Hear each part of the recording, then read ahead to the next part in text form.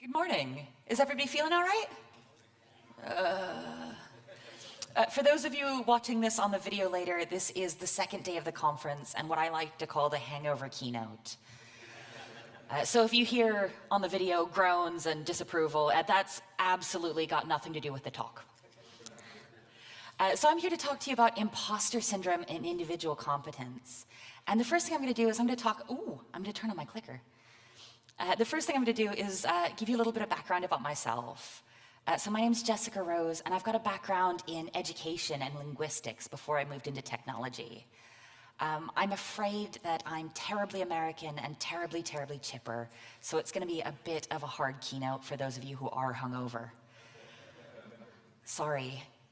But now I'm working in developer relations with Dream Factory, and it's amazing. Like, I get to work with these almost intimidatingly clever people, and my whole job is to go to conferences and go to communities and talk to terrifyingly brilliant people about what they're doing with open source technology. And that's great, and that's scary. So if you have to spend a lot of your time talking to brilliant people, it occurs to you a lot that perhaps they're much smarter than you.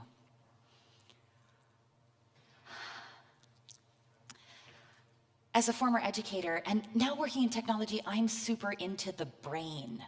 Like, our brains are glorious. They are these weird, wet piles of meat that love learning, that care about the world around us, and they're just going out of their ways to make us better people, hopefully. And as a former linguist, I'm really interested in the idea of the zone of proximal development. And this is a really key language learning concept, which I think carries into larger issues of learning. So the zone of proximal development is a really basic concept saying that if you're working on a task, so in language learning, if you're working on a language learning task, or I think in technology, if you're working on work, if your task is too easy, you don't really get any learning done. Your brain is just going through the motions. You're not getting new things. You're not learning new things. You could do the job, but you might not care that much. It's great for practice, but learning new things doesn't really happen here. But similarly, if you're doing stuff that's way above your level, you're not learning things. So you can dip high above your level with amazing support, with people helping you out. But if you're constantly doing things far, far above your level, not only are you not learning, your brain doesn't get that traction it needs, but you could do some really serious damage to your motivation. If you're constantly working high, high above your level, you feel dumb and you feel bad and you want to stop. So the zone of proximal development is kind of a space. It's this sweet spot in tasks where your brain is getting one level up from your current skill level. And I think it's a little bit like RPG video games, or I guess tabletop games if you're a better geek than I am. You want to aim for monsters just a little bit up here. And the zone of proximal development is this marvelous sweet spot where your brain desperately wants to be. Your brain craves the zone of proximal development. And that would be amazing if your brain was good at assessment. If your brain knew how smart you were, and if your brain knew how smart your peers are, it would be so easy to get into the zone of proximal development. Your brain is terrible at assessment. You have no idea how clever you are, because brains are terrible. So who here knows what a cognitive bias is? For people on the video, everyone looked wide awake. People were mouthing the answer. It was brilliant.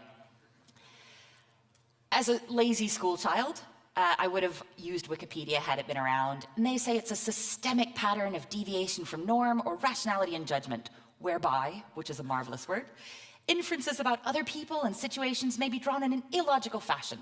Subjects create their own subjective social reality from their perception of the input. This definition's okay, but my husband actually gave me one I really like.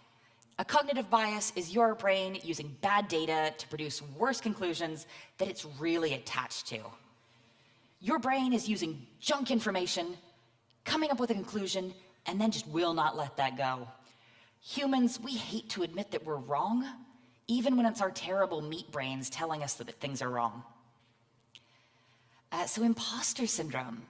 Imposter syndrome, I like to talk about it as a feeling, as this cold, wet, hollow feeling you sometimes get in your chest where you have no idea what you're doing, and everybody around you, all of your peers, they seem to know what they're doing. And oh God, they're gonna catch me soon. Imposter syndrome is this idea that you're just faking your way through it and everybody else is fine. It's great. So the feeling of imposter syndrome, and I think your individual results may vary. Maybe it's a cold, wet feeling in your head instead of your chest for individuals. But what does it actually do? What's the impact on individuals? How is it keeping you or helping you from getting stuff done? Imes and Clance did some research back in the late 70s, and they did some research on a pool of high-achieving women who self-reported imposter syndrome. And they found that people really reported feelings of inadequacy. And when reading about social sciences, it's really tempting to take your own feelings and your own view of the world, your own anecdotal evidence, and apply it to the data. And for me, at least, that feels right. They found that people who reported suffering from imposter syndrome actively avoided displaying the skills that they felt that they were lacking in. And again, that feels right. But they also found that people who reported suffering from imposter syndrome reported the use of charm, of social mitigation, that they would often use soft skills to, and often in avoiding displays of their skills, they would use people skills to sort of weave around that.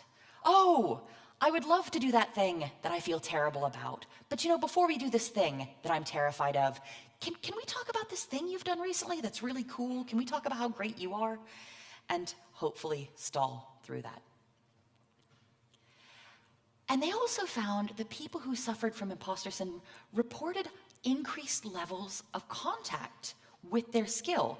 They were much less likely to display the skill that they felt inadequate at, but they spent longer contact hours working at it.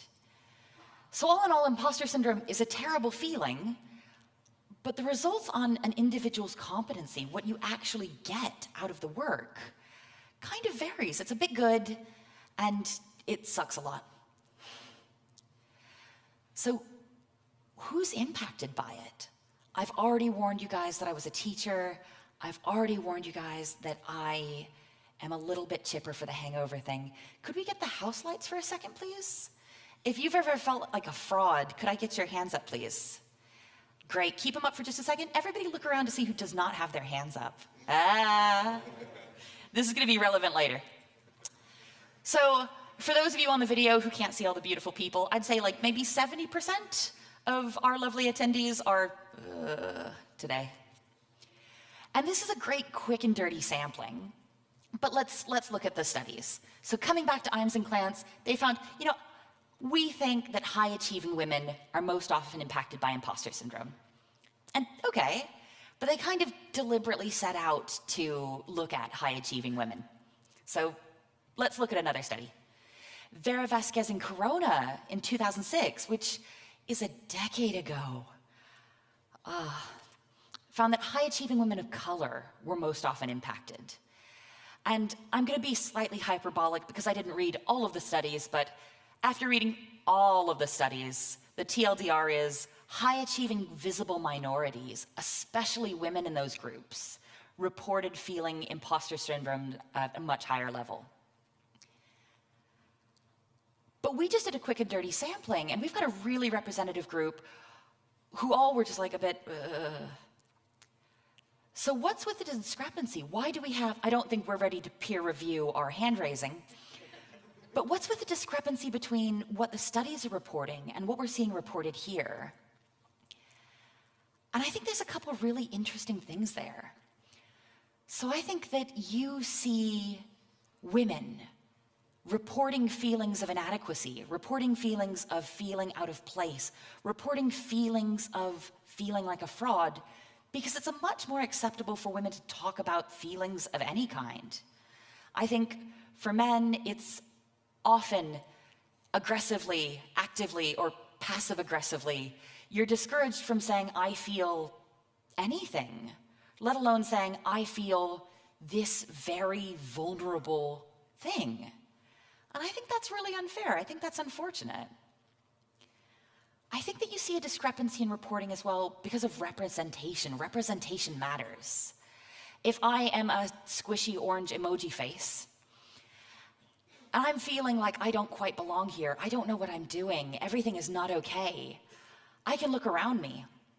And if my peer group is also squishy orange emoji faces, and they all seem to know what they're doing, right? I mean, they look like me, and they sound like me, and they act like me, and we share the same values, and they're all doing fine.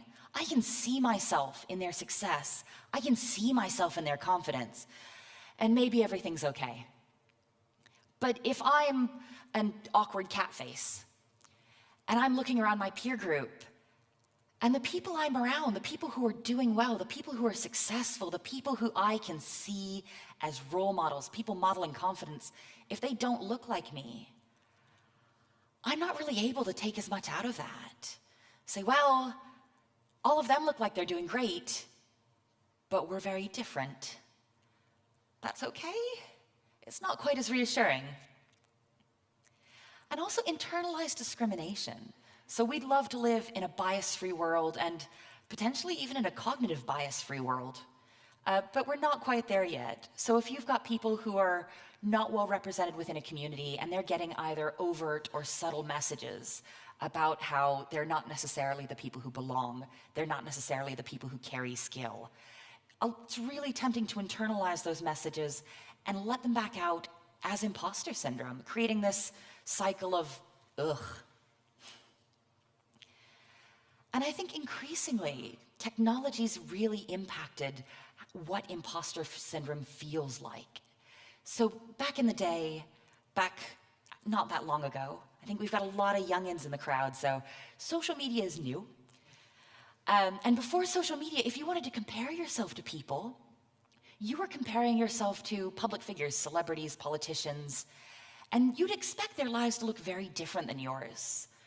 Right now, we've got almost real-time access to extremely curated feeds. I can look at my peer group, I can look at my role models, and they're telling me in almost real time what's going on in their lives. So I get the chance to compare my life to their lives with a massive mismatch. I'm comparing the whole of my lived experience to very carefully curated media feeds. If I go out for a fabulously fancy dinner, I'm gonna take a picture of that, and I'm gonna probably put it to social media and pretend I'm fancy all the time. But if I have a really hard day at work, or if I give a talk that just doesn't do what it should do, I'm not gonna go on social media and say like, hi, I feel like a failure. I cry at night. No. So the fancy dinners, we're comparing ourselves to everyone's fancy dinners. Okay, if any of you read the abstract, I made some really big claims. I claimed I would give you tools to help manage imposter syndrome, which is great, because that really causes some meta imposter syndrome. I don't know what I'm doing. I'm talking to you about not knowing what I'm doing. I'm trying to tell you how to do,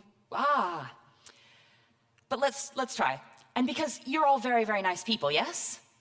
Yes. Oh, modest too. The first thing you clearly want to ask is, Jess, how can I help other people who might be feeling this way? And I say, oh, guys, you're lovely.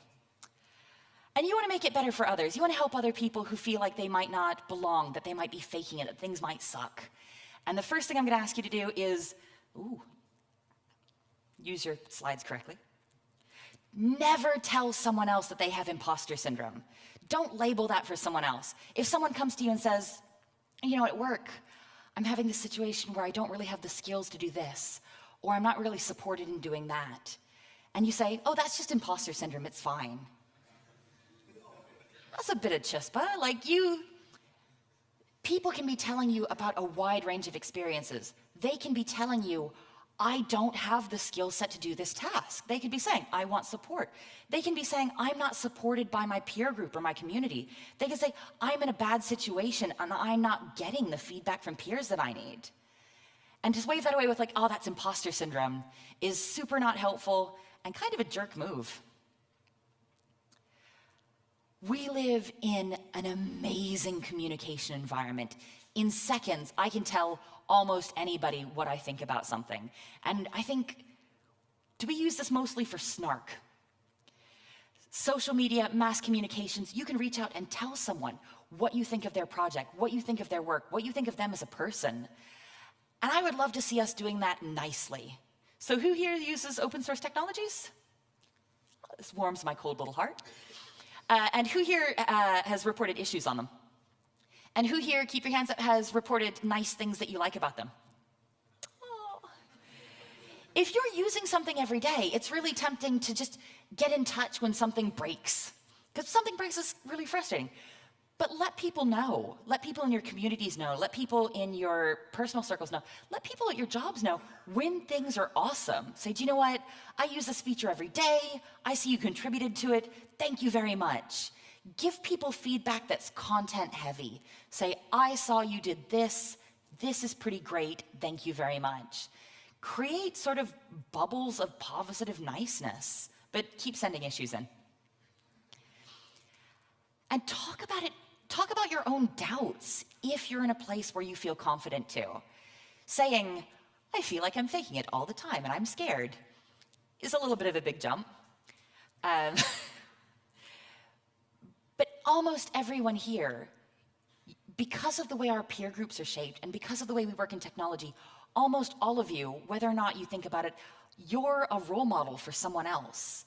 One of your peers is looking at you and saying, oh, wow, this person is doing amazing work. And they think you are doing everything right. No one has any idea that you're terrified, which is great. But if you're willing to model a little bit of that vulnerability, if you're willing to model a little bit of those doubts, you're giving people a script within which to view their own doubts. Other people are great. Yeah, other people. You want to fix it for you, yeah? There's no way that you can permanently rewire your meat brain to not deal with cognitive biases. Your brain is great, but your brain is not your friend here. So we're going to look at really temporary fixes. Third-party assessment, assessment that is not connected to your own image of your own skills, is an amazing way to do this. I know professional certifications are very, very boring, but getting the test numbers back that say, I am good at these things, is a wonderful way to start building a wall of data against your meat brain. Contribute to open source projects, contribute with mentoring, help other people, build evidence of your own skill set around you. Build a wall of, actually I'm quite good, piss off doubts. And more than the cognitive biases happening day in, day out, I'm worried about the effect. If you get into a cycle of doubt, not the overarching cognitive biases, but the feeling, that sick, wet, sad, cold feeling, you want to be able to interrupt that. If I'm caught in massive cycles of doubt, I'm not getting a lot done. I'm going to pace a bit. I'm going to worry. I'm not going to do an amazing job.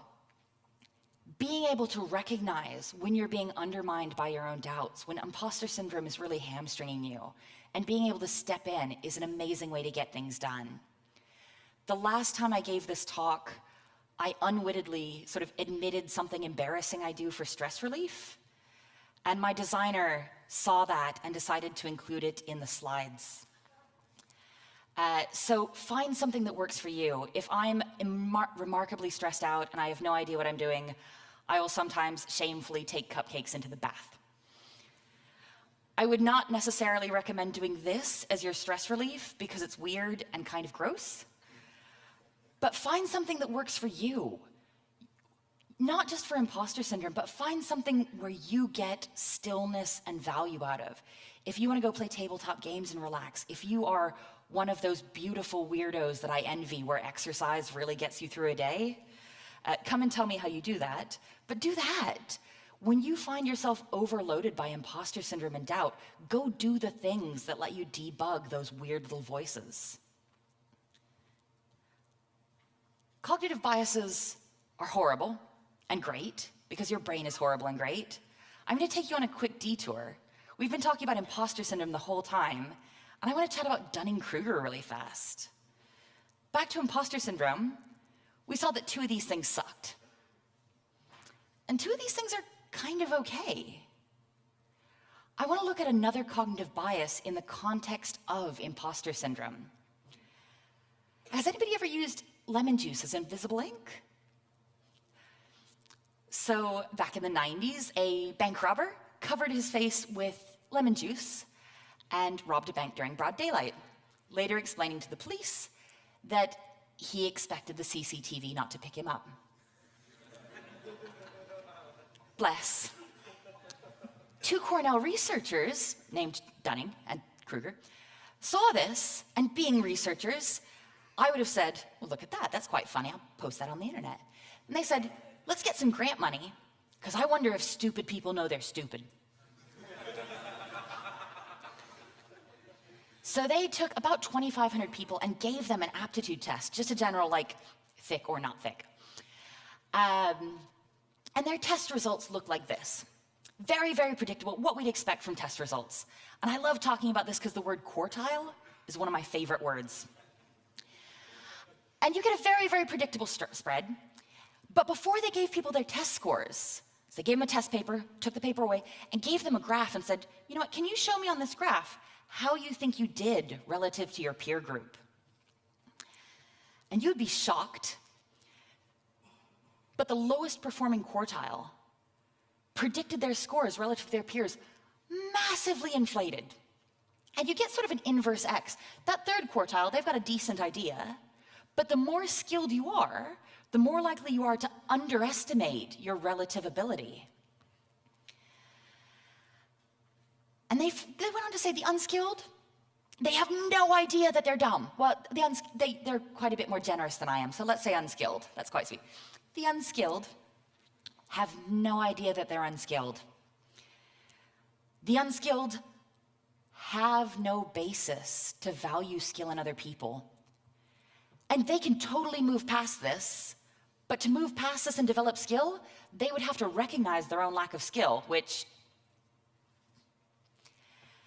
this is great, because I've totally worked with this person. I think, has everybody here totally worked with this person? And it's not frustrating at all, it's amazing.